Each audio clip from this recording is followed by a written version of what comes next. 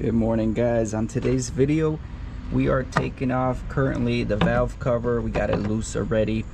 We are removing that because we are going to be installing additional vent fittings into the valve cover in order to alleviate some of that crankcase pressure that we've been experiencing, and a lot of you guys may be experiencing when you go boosted. So stay tuned as we tackle this project. So I got the valve cover and I already made two little imprints right over here where I'm going to be drilling the holes and tapping them. I pretty much wanted the fittings to be uniform with these screws locations over here, and the only reason I'm tapping it here is because if you look on the underside of the valve cover, you got some baffling right over here, and if you tap anywhere else in the valve cover, there's no baffling, so you might be getting a lot of oil, whereas over here the air goes in through here and it has a specific chamber where it flows through and then vents out to either the intake or the atmosphere in our case. I'm curious if there's any baffling. I might throw in a little borescope in there, or I'm curious if it's just like a plate there.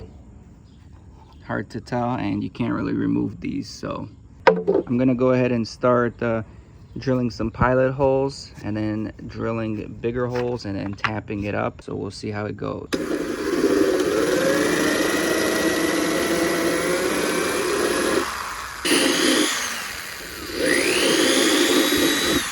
I do have my drill bit and 1/2-inch NPT tap, so we're gonna drill out these big holes right over here. Hopefully we keep it nice and straight, and then we'll tap it, and then that's pretty much it. Let's just hope it all goes well and they look straight. Okay, this is not the plastic I like. This is the plastic that breaks. So I'm gonna go with a smaller drill and step it up before I introduce the big mama, because I've tried tapping into the oil cap and it was this weird material and it just pretty much shattered. So one thing I don't want to happen is the valve cover to just shatter everywhere, which could be the case in this scenario. All right, we got him bored out here. Here comes the grand finale with the proper drill. Oh, and I broke the valve cover. There you go. That's the crap I'm talking about, man. Cheap plastic, bro. I don't even know what kind of material this is from, but I had a feeling something like this was gonna happen. Oh, now we just gotta hope we can salvage it. Well, at this point I'm just gonna record in case there's any more damage for entertainment purposes.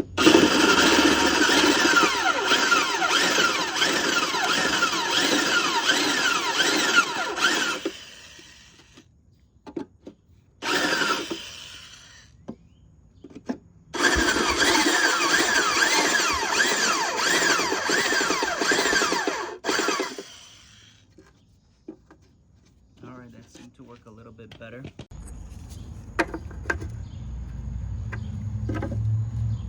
Very close. Maybe I'll just start using the tap, try to tap it in from this point forward.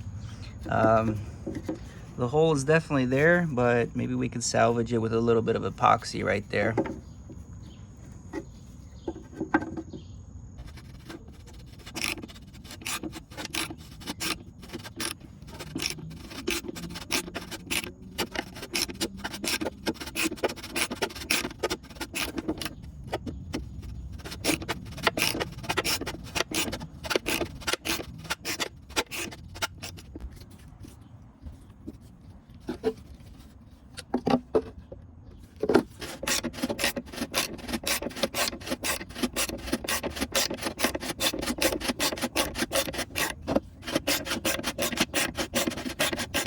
All right, they fit in quite well.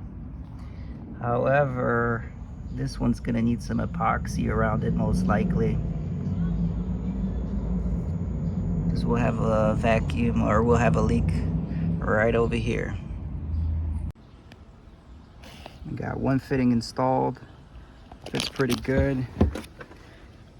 A little angled, but I'm fine with it. And I got it sunken all the way to the bottom. And this one's sealing pretty tight, so I don't think this one really needs any work. This is the one that we're going to be worrying about. And yeah, these are the fittings that I'm using. This is a 1/2 inch barb fitting to a 1/2 inch NPT fitting. So if you guys are interested, I got these on eBay. They're about $10 each, which is quite expensive for fittings. But let's see what we can rack up with this one. Doing a quick test fit on the car, and yeah, there's plenty of clearance from the cowl here, so that's good. So yeah, let's put some kind of support here, and then we'll be pretty much good to go. Not the most ideal, but the most efficient. As you can see, this one tapped in a little bit crooked, but no big deal. I mean, all I care really about is the function. All right, got the quick fix. Decided to go with JB Weld, and I'll get back to you guys once I have everything finished up and cured.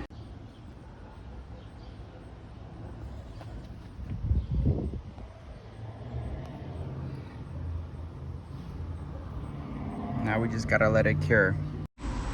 All right, it's been a couple hours. We got the JB Weld on there. We painted it with just high temp paint, and I think it's gonna do the trick, guys. Functional.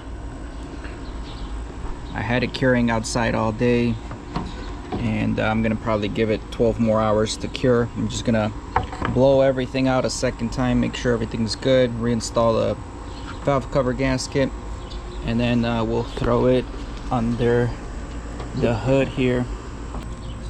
The engine looks pretty good. Nothing abnormal, no metallic shavings that I see, so hopefully she's in good shape, and hopefully venting it, additional venting right here, will be beneficial. If you guys are doing this and you don't want to go straight in the middle, because remember, it is divided right in the middle, so essentially air flows in from here, goes through this whole thing, comes back around and pushes out. If you tap in like me through the middle, pretty much any air that's coming in through here just can vent out from anywhere. I see it as a pro and a con, but if you're conscious and you still want to retain that that baffling in there, I would suggest tapping it right over here. And I don't even know if you're going to be able to tap it, because there's not much room to tap a big fitting in here unless you tap it with a small fitting. But what's the point of tapping it with a small fitting? So this works. I think this is going to be just fine. I don't think oil is really going to be seeping through right over there and out through here. I mean, you're going to really need engine failure and really worn out piston rings to get oil coming out from that. So I'm gonna install it in a little bit. All right, so we put some RTV right at those two edges. I'm gonna get the gasket thrown on.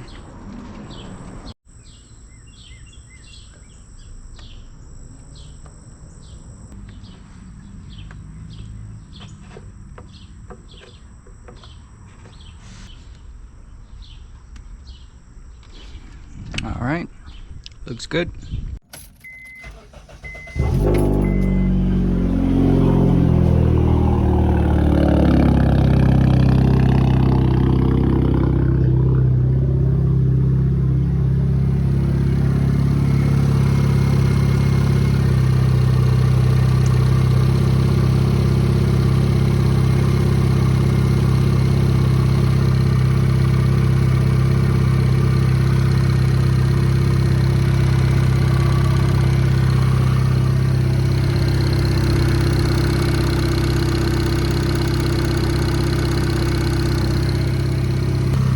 Definitely working.